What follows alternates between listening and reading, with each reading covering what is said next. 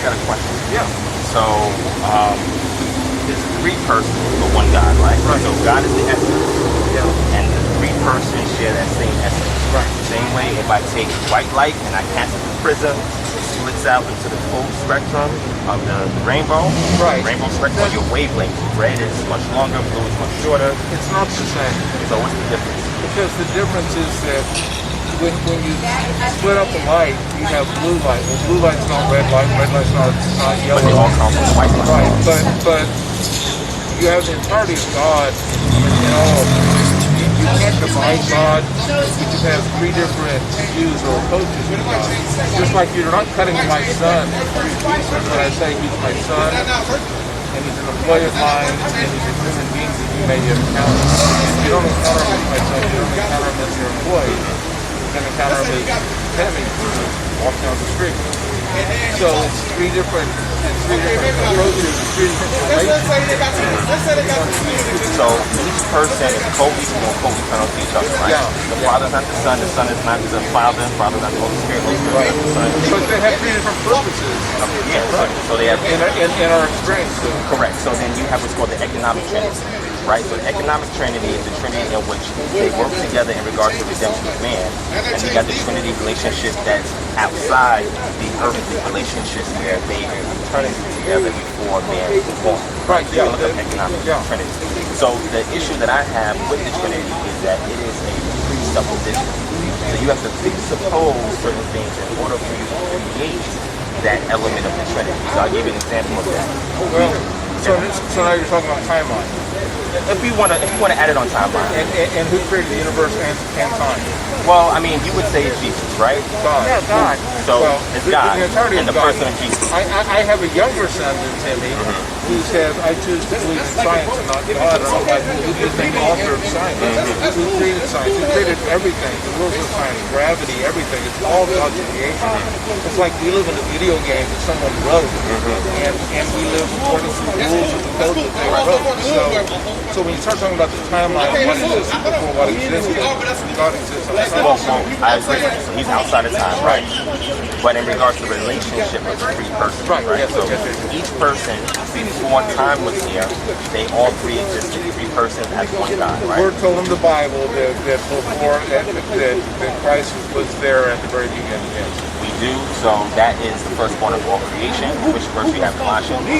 Which verse are you referencing when you said that he's the one that created everything? Hebrews chapter 1. I'm sorry.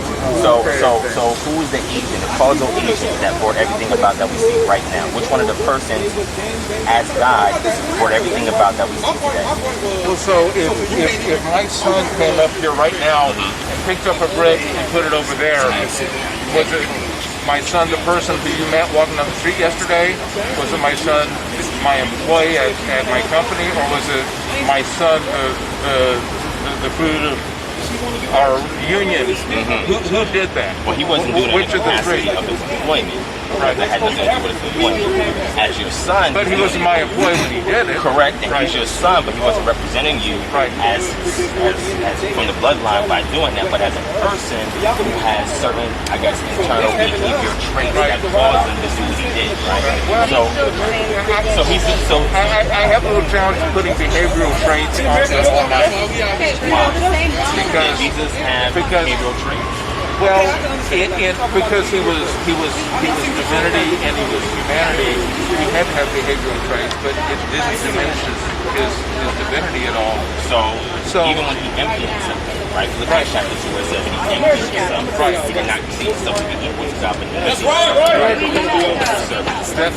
certainly his human humility, which he had better than any person who's ever lived. He was still fully divine. He was still fully God. So was he fully God at birth? Yes, he was fully God at conception. You have scripture for that. What Bible verse does that say? We go to Luke chapter 1 verse 47 where it says, and then he shall be called, in Greek, that's the future tense, right? He shall be called. He wasn't called that at birth.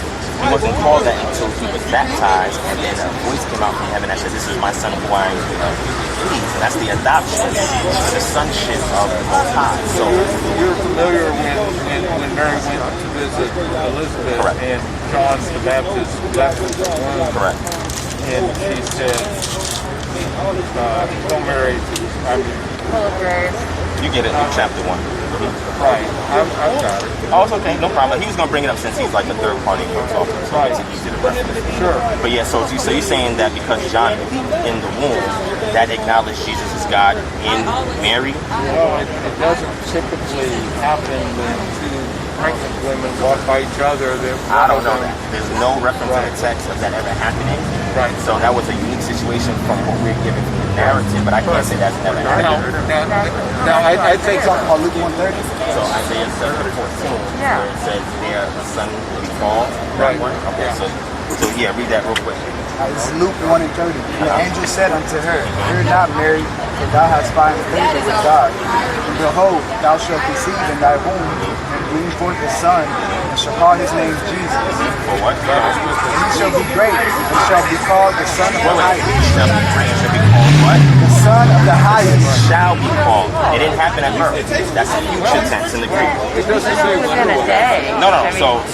Well, at this moment, the conception had not occurred. At the moment of the incarnation, So do you have a verse that says that he was the son when he was born in any time in activity?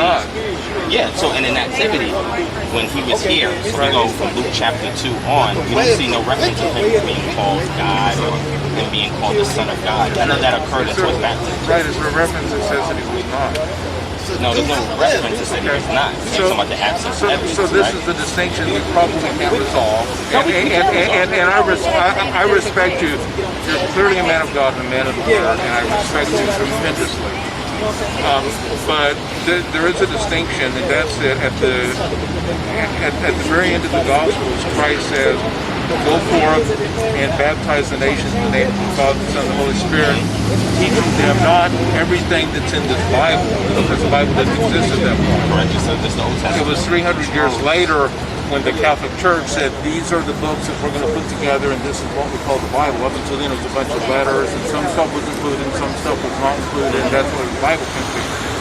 At that point, we said teaching people everything I have commanded. So when you say that if it's not the Bible, it's not because it was so much was verbal. These people were with Christ for 3 years, and then John was with Christ's mother Mary for who knows how many more years, learning all the stuff that Christ had commanded them, and that was handed down to the church. I want to show you just one more thing. Right. John chapter 17. So we're going to see Jesus, right? So Jesus, he's fully God and fully man. That's called a hypostatic union. You have the fullness of God and the fullness of man, right? So you have a hypostatic union individual. Right. And Which our brains can't begin to truly understand. I agree, to a certain extent. So whatever has been revealed to us is done. Right. And the word has been If we revealed. could be like children, we could better understand, but we struggle. I struggle with it. So John chapter 17:5, where he says the only true God. So now he has a situation where he's about to be offered for a second. He's about to be killed in the room, right? So now he has a moment of weakness. Yeah. So that would be the flesh, you would say, right? Flesh is weak, but the spirit of him is willing. Flesh is just weak. That's the same thing he said to his apostles when they fell asleep.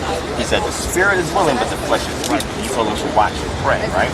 So in John chapter 17, he's praying now, and now the issue that I have, because he understood the Trinity the way we're teaching it today, and there's a statement that he says here that he wouldn't have said. So read it, John 17, verse 3. Okay. And this is life eternal, that they might know thee. Wait, this is life eternal. So we're talking about salvation, eternal life.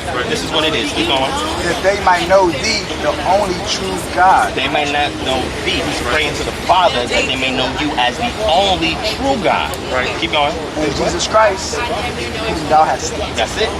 He says the only true God, not us, right? Meaning that me and the Spirit and the Father, but no, the Father, you're the only true God, that they may know that you are only true God, and I'm your servant, Jesus Christ. So, some people will say, if you keep on going, right? Keep on going, keep reading. Because now we got to talk about the oneness, right? So John chapter 10, verse 30 is where he he was about to get stoned because he says, I and the Father are one, right? And people would hear that and say, you see, Jesus and God is the same. But they don't keep reading. You got to keep reading after verse 30. And he says, wait. He sees that they're misunderstanding him to say that. But he says, wait. Isn't that written in your law that it says that ye are gods? Psalms. In the Psalms, that ye are gods. And why would you stone me? Because I simply said that I'm the Son of God. He didn't sit there and own up to his Godship. He says that I'm the Son of God. People will say, well, he's just referring to his office as the Son, and he's showing humility. But he's not teaching the doctrine of the Trinity that we see today. I don't see a conflict with that at all. Because if once again, if my son walked up to you and said, I need you to reinstall technology. If he said, I need you to take this stuff and go down and install it, you would say, you don't have that. Wait, I don't work for you. Who are you? You would say, well, I'm Timmy. I on the street the other day, I have a relationship with you. Well, no, that relationship is that he's a person that you met. It's not me. Not his office. Right. Not him as an employee. And if he walked up to you and said, where's my birthday present? You would say, why would I buy your birthday present? Well, no, that's because the son-father relationship. So I respect your view, and I can see, I'm not saying you're wrong. I'm just saying I'm not wrong. No. So I just want to know, how do you explain that? Like, if you had to exegete that for somebody? Because in that role, he's talking about God as I'm the subservient son to the Father, which is incredibly important. It exists, and it was so vital that it existed. Just like Abraham, giving up your son. Do you have children? Yes. Okay. I mean, can you imagine Abraham taking your son, and I can't even get my head around that. But that shows probably would fail that, but yeah. Can you imagine the Lord our God watching his son nailed to a tree? I can't even get my head around that. Well, his son has the flesh. Right. The spirit can't die, right? Yes. So to me, you have to have the subservient Christ to God, but he says throughout the gospel, I am in him, he is in me. If you've seen me, you've seen the Father, right? That word is morale, and that means you see. Right. Because physically he's a man, so you can't look at the man and say that's God. God is I don't think God can look upon, man cannot look upon God. There's a lot of indications in the Bible that that's not possible. But there's entities Which is why we need angels and we need Christ. And on the Catholic perspective, we need saints who are now beatified and can approach God, but can still approach man. But we don't need to get into that. No. We'd be here all You're a night. Protestant, right? I'm Catholic. Oh, you're a He Catholic? goes to that Catholic church. We're both Catholic So you converts. can defend it from the Catholic position. Oh, we're devout Catholics. That's awesome. Okay, cool. But I think what we established tonight is that we don't quite believe the same thing, but we're both devout worshipers of the one true Father. So the last question is, Yes. if I don't have knowledge of the Trinity, is that a salvage issue? Like, No. would I be shut out the kingdom? No, a lack of knowledge on either of our parts. If I'm dead wrong, I don't believe I'm shut out. If you're dead wrong, I don't believe you're shut out. We love God. I think we love each other. We love humanity. We actually do not know that anyone has never been received into heaven. I mean, we don't have no facts. Let's say come back and tell us. Including yeah. Judas. We do not know that Judas was not Well, accepted. there was the wealthy man outside of Lazarus. Lazarus and the rich one. Right, but we don't know his name. But that was a parable. That wasn't a true story. We're pretty sure whoever that was about. So I am curious because we hear you guys a lot, but we just hear So what truly is the difference in what you believe versus what we believe? Is it literally the Trinity? Well, so no, it's not. The Trinity is just one of many doctrines. Okay. The major thing that we try to show our people is that African Americans in America have been given consideration of having genetic blood.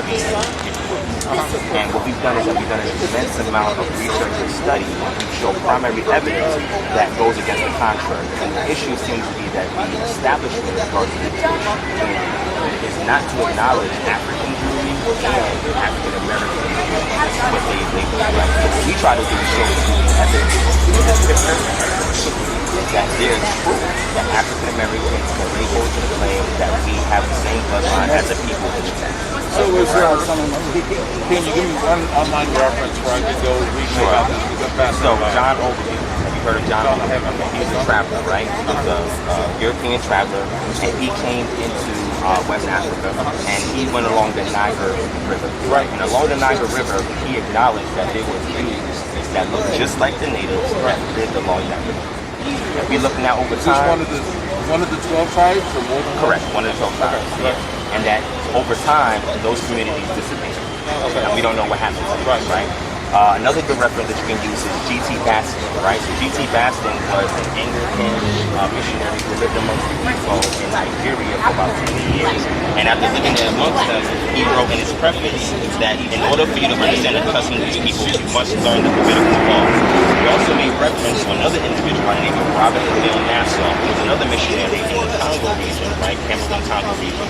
And in his book, he acknowledged these customs and logos. He says that if you look at their customs and practices, can you not see the Passover? Then he describes everything that they do that lines up with the Passover, right?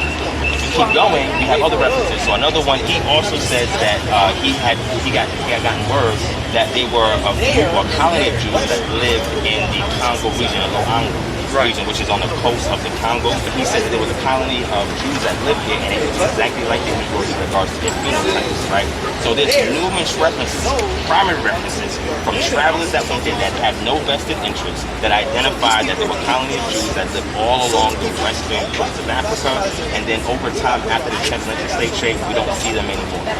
So had you ever asked me, were there black Jews? I would have said, probably.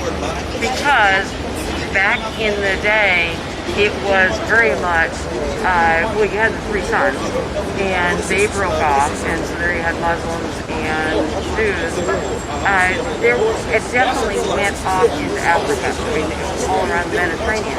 So I never would have guessed that somebody would think that there weren't black Jews. Well, So really the issue is more, what we're discussing, it sounds like, is more Judaism versus Catholicism than black. That's the issue, because we don't practice Judaism. Judaism is a religion of the Jews, and in order for you to practice Judaism, you have to actually be a Jew, either the conversion, and that's based on your halakha, how you walk out what you see in the text, and your knowledge of how to do it. It teaches you how to do that. But it's the same theory, the same. No. I'm gonna show you why it's different. And then the other thing is that your mother, you're a Jew, right? True. So your mother's lineage. Now that's not in the text. You can't find that in the text. There's hints of something that's similar to that, like the book of Leviticus, where you had the son who his father's line was an Egyptian, who his mother's line was an Israelite, but they identified him as an Israelite son. But the issue, what we're saying is that because that's not in the text, somebody added that. Now, if you go study history, Greco-Roman history, you see what the custom of the Greeks in order to identify the seed is through the mother. The Romans put the same custom, right? But what we're saying is that when we had several incidences, the first one is the siege by the Assyrians on Lachish and on Jerusalem, which took away the northern tribes and dispersed the northern tribes, right? And then what the king of Syria tried to do was put Gentiles from Babylon in Samaria, right, which was the capital of the northern tribes. And then what happened later on is when the Babylonians seized Jerusalem, and they took the Judeans into captivity, right? So what we're saying is, what happened to those people after that period of time? What happened to those northern tribes? So you're talking less about a religion, a birthright, in the chosen people's God, right? Okay, I get that. So the issue, I think, is when you say religion, how would you, give me a local definition, how would you define religion? Well, here in the United States, it's 1,000 different. But from your personal perspective, if you were to call something religion, What is my religion? like what would you call religion? How would you define it? What semantic value would you give it so that way you tell somebody know they're reading it? Oh, Right. A set of beliefs and traditions surrounding your religion. So what if you learn that a lot of these things were native culture? Right. They were not things that were taught. I'll give you an example. What's your lineage go back to? Well, so I get where you're going. So, and I've always been curious about this because Judaism, Jewish, is both a religion and a nationality. Whereas I'm American and Catholic. Correct. Totally different. Correct. And I've always been curious about that because you can be Jewish, but not really be Jewish. Correct. Or you can be Jewish, but not Jewish. So when you look in the Old Testament, people call that the law, right? That was a theocratic right? So a theocratic system is the deities at the head or the chief of state, and then there's subservients that work under him that carry out his will, right? So that theocracy that was established was designed to keep the children of Israel in alignment with their natural environment, right? And they were told to be kodesh or set apart from the other nations. Correct. Because the Philistines would eat pork, they would eat dogs, and they would on the coastal plain, right? So what we're simply saying is, before it became state-sponsored, because Judaism didn't conform until the reforms of Josiah, Hezekiah first and Josiah, and then when the Judeans went into captivity, they stayed in Babylon for 70 years, they returned and came back, and when they came back, they had to reestablish the law. But now they're under the auspices of the rule of the Persians during that time. What we're saying is that before any of that happened, they had a culture before it was a state-sponsored religion. And we're trying to get back to what that culture is. Because and that culture was based on the word, the Mosaic word? Well, yeah. So the elements you see in there, right? Like an example is if you kept using the employment situation, right? Employee, employer.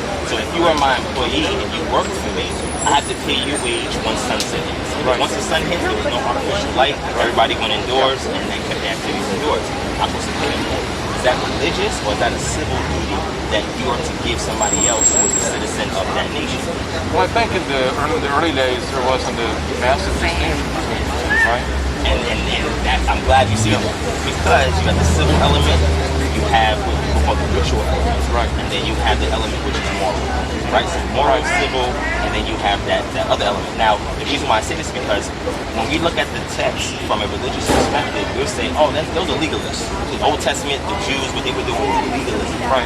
It didn't become legalism until post-exile. Like the Sadducees. Correct, Pharisees, etc. Prior to that, it was a natural culture that they would do in their environment before they were removed out of their environment. Now, if you take somebody out of the environment that's one time, and I know this is kind of hypersensitive, but I'll use as an example African Americans, right? On the west coast of Africa, we had a particular diet, we had a particular ritual, performance, things we do. We got here, we lost all that, we lost our language. Some of our culture stayed, it was more Africanism, but most of it wasn't allowed to practice openly. So you're taking us out of our native environment and you're forcing us to adopt a system that is foreign to us in order for us to survive. So what we're saying is, well, what were we doing before? When you look at us, we can trace our lineage all the way back, not just from the west coast of Africa, but the migration. Is there any DNA evidence or the two generations? Excellent question. So when you look at DNA, you have your Y DNA, right? And your mtDNA, your mitochondrial DNA, and then you have your autosomal DNA. When you look at the autosomal, that's a portion of your mother and your father, and that has more mutations over time than looking at just your Y, because that's a genetic marker, or your mitochondria, which is the mitochondria in the cell, right? So when we look at this, we don't have, to this day, you can look, it's a Wayne State University where professors, academia, and students wrote a letter to the Antiquities of Israel and other parties to say that we want to include the DNA of the skeletal remains of Iron Age Israelites. And they had a whole dissertation about it, and it was refused. And they did it multiple times, it was refused. So we don't have a staple DNA. What we have today is an example of, if you say that you're Catholic, you say that you're Catholic, and I come here and take your DNA and your DNA, and I see semblances back to Germany, I'm going to say, oh, anybody with this marker, they're Catholic. I can say they're Catholic. Well, you can't really say that because Catholicism in itself is not an inherited thing, unless you're talking about the Pope, because he's the vicar of Christ. We both converted. Well, that's true. Yeah, we're both converted. But if it was culture, so like I give you, there's a potential in the future that you could better establish the claim through DNA history. So through DNA, right, through various migrations, and trying to use circumstantial evidence to substantiate our clause, right? So our clause is pretty much saying commonality between you and people that sent through the tribes, although at that point there's so few.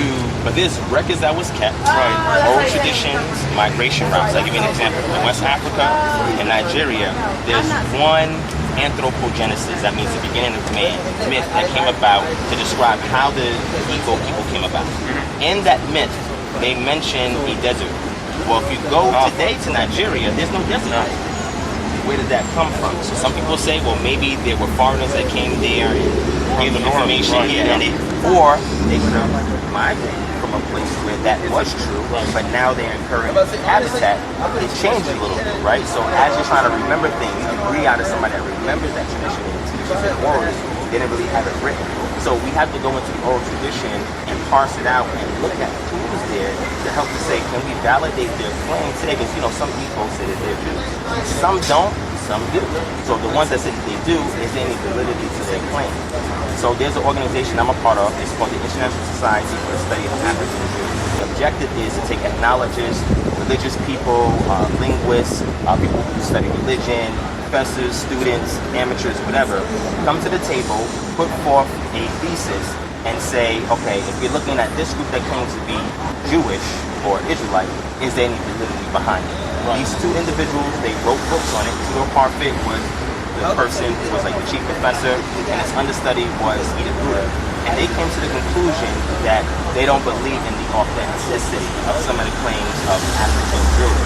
So what I've done is I wrote a paper contrary to that, because there were things in their own theses and their books and articles they've written that they completely ignored, and there's other people in academic who read over their books and wondering, why didn't you touch on this, touch on that? So what we're trying to do is bring that data to the surface and say, let's deal with it. Put these cards on the table, let's play with it, because what are the ramifications if we happen to be Israelites? The fact that you had a papal bull that went out, and the papal bull was saying that if we encountered any savages who were not converted over to Christianity, then you're allowed to stake claim in that land and convert them over to Christianity. Very long time ago. Yeah, well, yeah, very long time ago. But if they were Israelites and the Catholic Church was to acknowledge this publicly, then what ramifications does that have over time? Right. You understand what I'm saying? Because so two questions. What is the purpose of the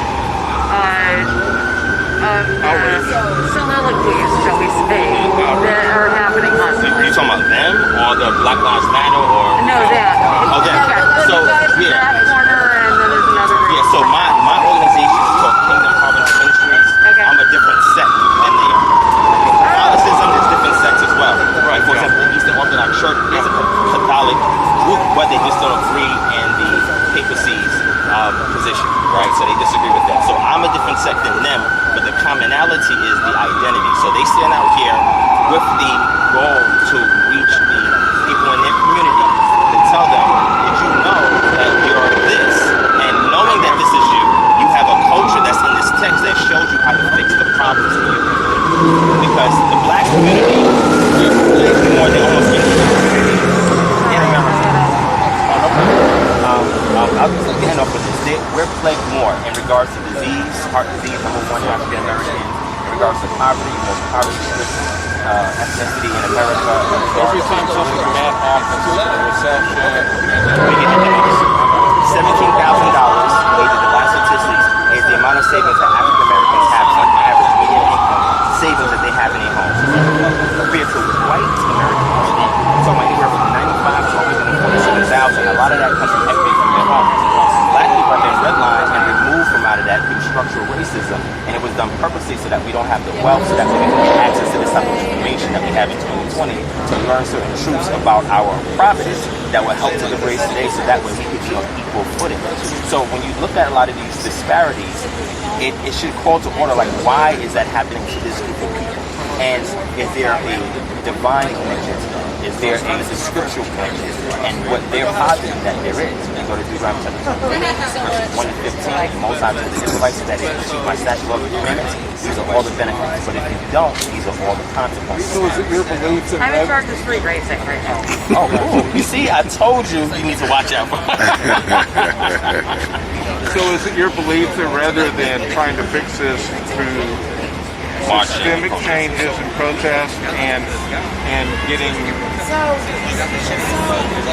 racism amongst white people diminished, which are all, I couldn't agree with that more, but are you suggesting that even more than that, the descendants of Judaism that are from Africa need to embrace God and His Word in order to regain His favor? So what Am I hearing that correctly? So almost. Okay. So what I'm saying is we need to take back our culture because Your all the birthright? issues, if you want to call it birthright, I would say No, culture though. So because if you look at all the issues that we have in our community, Right. we can exhume something from that text and apply it and fix the problem. Before we can gather together in unity to protest, there has to be a purpose and there has to be a plan. Right. Because the protest is just speaking against something that is adverse to your community, right? But in order for you to actually have a voice, when Black Lives Matter was brought before Hillary Clinton a couple of years ago, after they made all that rah-rah, she sat down with them and said, okay, well, some of your demands. They didn't have them. There was no end game. So what we're saying is autonomy is our end game. Every other ethnic group, and I'm not saying just white people, I'm talking about East Indians, the Arabs, the Koreans, they have a situation where they are autonomous. I'm originally from New York, and in East New York, there's a Jewish community. And if you walk in that community, you're thinking everything is written in Hebrew. When you call for the school bus, it's written in Hebrew. When you go to their university, it's written in Hebrew. When the police come, their names are in Hebrew. It's like, this is New York City. But what they've learned is that autonomy is the only way that they can control the environment where their people live and keep anything adverse out that seeks to undermine and destroy it. So what we're saying is that if this is our cultural inheritance, if we wake up to that information and apply it, we don't have to worry about racism because we'll learn a way to become autonomous so that way we won't be subject to the rules and regulations that puts us under the auspices of racism. Right? So that's pretty much what we're saying. We're not saying, all white people are bad. I mean, everybody's different. People may say that. I'm simply saying for my community, in order for us to be acknowledged or to even have a foothold with anything here, we have to have a unified culture that helps to propel us in that direction. Even Christianity. If you go to, I live in Atlanta. Methodist is huge out there, right? And even use the Catholic Church. You have a service for every need within that Christian community. You have a daycare, right? You have a senior citizens go every home. Thursday to the Catholic food bank and load food in people's trunks. They have 300 cars in the afternoon because we take care of our people. We don't ask if they're Catholic. No, you don't. Let's be very clear on that. But through your works, Right. they can come to you and ask you about your faith. Yeah. And say, well, what drove you to stand here and sacrifice your valuable time to give to me? And then you open up that conversation, right? So what I'm simply saying is that for us, if we can find a way to get out of our rut first, before we can ask for any demands, because we can't put nothing on the table if we don't have something that unifies us as Black people in America. We don't have that. We don't have a common culture. Now, we say Christianity. That may work. The problem with that is that we didn't initiate our form of Christianity in America. We displaced from those who was already here, right? So if we get something that's unique to us, we can get cultural autonomy of our community. And with that, now we can become a more better, I would say, contributor to society. Society thinks that we are nullifying all of that. Whether it's in prison, whether it's on drugs, once we get rid of all of that, then the acknowledgement of us as an established hero group, we will get all the things that are meant for us. And we don't have to worry about, okay, well, I gotta be afraid of a police officer shoots me or kills me in the street. It'll stop protesting, it'll stop marching, because we have a more effective means of resolving the issues than just marching. Yeah, there you go.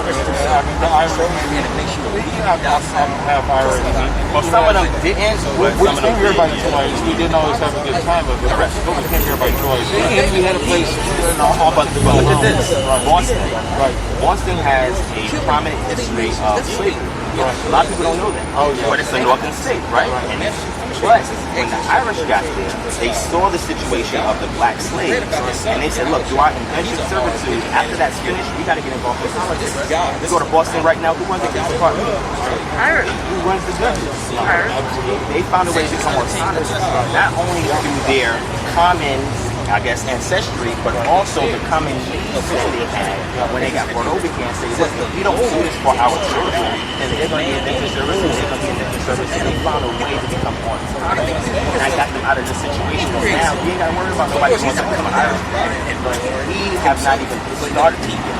So what my ministry does is kind of try to break through that, to bring that to the table so that we can create a more unified state. So we don't have to do all this. I don't see Muslims out here doing this. I don't see white Jews out here doing this. They don't have a need, right? Because of their autonomous state, and they have a common culture that binds them together, that when some wrong or something happens in the community, and now everybody comes to the table, or if somebody's trying to establish a business, an organization, everybody has a deposit in that to become a success, and they return favor, they pay it back and forward. We don't have that concept, but it's in text. Yeah, so that's what we're trying to return our people back to. Do you have a blogger anymore? Yeah, so I have What them papers at? He said us to be his weapons of war. So what I'm doing out here simultaneously, I have Dave marching, and we have his right in the corner. It's tomorrow. I have an event where I'm setting up a chapter in Dallas, my organization that I have, because we're trying to teach our community this, and anybody that wants to come and assist. Because we have white people that want to assist, we have Arabs that want to assist, and we have no problem with that, as long as that they don't step in the middle of the conversation that we have on the table in order to establish ourselves first. Out of my organization, we also have services that we offer, right? We do credit repair, debt elimination, and we also do natural health consultation services. It doesn't matter what your ethnicity is, if you need help, we can also provide that as a service. And then we actually about a blog. This is my show that I have every Friday on YouTube, right? And there's also tons of other videos on there where you can actually see the things that I'm telling you right now in a more formal format, and sometimes in a more informal format where I have debates and discussions and I present solutions. Everything stems from that common culture, from that text, that we're trying to show people that instead of just showing it from a religious perspective, culturally, it's a cultural dynamic that we can bind together to resolve the societal ills that we face. And then once we establish that, we can then offer services, become a great contributor here in America. Now, we have been lacking in doing that because we've lost that. How long have you been working this ministry in So my ministry launched in 2012. I don't live in Dallas. Yeah, you're Atlanta. Yeah, so I'm coming here this weekend to establish this. So tomorrow, people are going to come with an organization, and we're going to bring them part of the ministry, and then they're going to be my arm extension out here in Dallas, right? For Atlanta, what kind of success rate do you have? It's a big success rate. It seems like a good message. It really does. It just makes sense. Yeah. Societally, I'm just square on with you. And the little bit of religion thing that we debated, you know what, we'll figure out the technique for our message later. For a long time from now. Yeah, right? I love this slide. Yeah. But, So I again, and this is the thing, these type of conversations, we're able to do it more diplomatically, not about the anger and criticism. you know, there's too much hate in this world today. Way too much on both sides. And it's a cancer. People think that cancer is the second biggest killer. No, it's not. No, yeah. You know what I'm saying? Because the hate doesn't just stop with another race. You can hate your mother, your child for something, your co-worker, and it's the hatred part that will blind you to seeing any kind of success or progress you can make as a people. It resolves nothing at all. In our community, we're so frustrated and we feel so downtrodden. But the problem is that we don't realize in order for us to fix the issue, we got to do away with it. That bitterness is not going to fix the issue. And that's what we want to provide the comfort of our culture. And so I'll say something I think is politically correct. Yeah, as raw as it can be right now. When you say on your side you feel downtrodden, on our side we feel like we're accused of things that we're not doing. And you see, and I understand that. Now, my brothers right here, they're the extreme form of my community. I'm the moderate, so I'm like right in the middle, conservative, liberal. So the difference is with them, they say that it's inherent in other ethnicities to oppress us, not because you want to feel it, but they feel that it's a prophetic utterance in the text that says that because we disobey the statute on the commandments of our cultural mandates, this is what we're going to be subjected to. So in their eyes, they believe that at any given moment, somebody of another ethnicity can turn on them prophetically because they're not doing what they're supposed to do as a community, right? Me, on the other hand, I see it a little bit different. And what I'm saying is that for my community, we're working on building what we need first, and then we can have these type of diplomatic discussions because there's no fear, there's no hatred. Oh, I hate you because you're white. I hate you because you're white. It's a Catholic. No, I'm like, look, this is the problem. This is our proposed solution. What's your feedback on that? And do you think this is something that is going to push you further? That this is something that other ethnic can get behind, so that black people are not marginalized, and you ain't got to hear no more about marching, protesting, stop, riot. All of that's unnecessary when there's other ways to fix the issue. I hear what you're saying. And we chose Catholic. We did choose Christ. But let's be honest, if we had a choice, we probably would have chosen Mike because his body is here these days. Hey, look, you hear this? This is the truth. Yeah. And it's not, and you see, I can't even get mad at that because I'm sure a lot of our people would choose that as well if they could. It shouldn't be that way. It shouldn't be that way. But I'd say I would probably choose Italian. it just sounds cooler, right? The last thing I'll ask you would be done. If you was looking at Black people in America, what advice would you give them on what they can start doing in order for us to not be marginalized anymore and to fix issues in our community? I've been married to this woman for 33 years. We have 3 kids. I know, she deserves a congratulations. The Purple Heart, right? We have 3 kids, and I mean, my parents were divorced, and we have lots of friends from all kinds of broken families and everything, but if we could fix the family union, in a lot of compromised areas of our society, it's not just the Black issue. You hear what he said? Right. If we can figure out how to solve that, and it's not inherent in being Black or any other race, and I don't know what the root cause is. Secularism is the thing that caused the schism in the strongest home of family. And that's the one thing that, even though I'm not Christian, I appreciate about Christianity because they have these strong family values. You hit us up like I said, we got why? every Friday. Once you bring us a home, anything can you're bringing us all kinds of Success restrictions also have done Oh, yeah. to break up, but to have a family unit that is whole. We have 3 kids, we all love each other. Better chances. But it's not always possible. It's not always a couple's law. It's not always happen. And we're not saying that that's a unique situation for anyone. No. But we're saying statistically speaking, we seem to have the most broken homes, right? And systematically, it's more rewarding to have a single parent household to get state benefits in a liberal state. Georgia's a little bit different, but Georgia's still kind of aesthetic than it is to be married. And I know that because I have a big understanding of how it is, right? One through her and somebody else and our that we have together. And anytime we do a speak notice, they will always ask, are you married? And if you are married, it's a disadvantage because you are not eligible for certain benefits because you're married.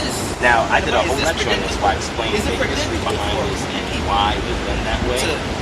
But the biggest issue is to have a strong Black male in the home raising the kids to see your family, understand what's right and wrong, how to be a contributor to society, how to be able to take your community and fix it, build your community, how to stand up to injustice, and how to deal systematically. And that element is the strong Black male in the home. Now the home is open to drugs and gangs and violence, and now we are a menace to society. So we're out here trying to tell people that you no longer have to be if you want to be. It's a choice, but you have another option that can fix the internal issue with you so that then you can then be properly guilt with the Most High. And that's just simply what we're trying to tell our people. So yeah, what's great speaking with you guys. What's your name again? I'm sorry. My name is Ron, but I go by the name DivineProspect, so whatever one you choose. Ron. That's a better name. Nice to meet you. Thank you so much for your time, for taking time to stop by, because most of the people just walk by and don't even care. I do care, and I'm not here to start arguments. I'm here to understand. That's beautiful, and we need more people like you guys. So tell your friends. Okay. They see people like this with fringes on and something like that. Hey, just talk to them. You know what I'm saying? They're not gonna bite, but you'll learn something about yourself as you're learning something about them. It's a beautiful. God bless you.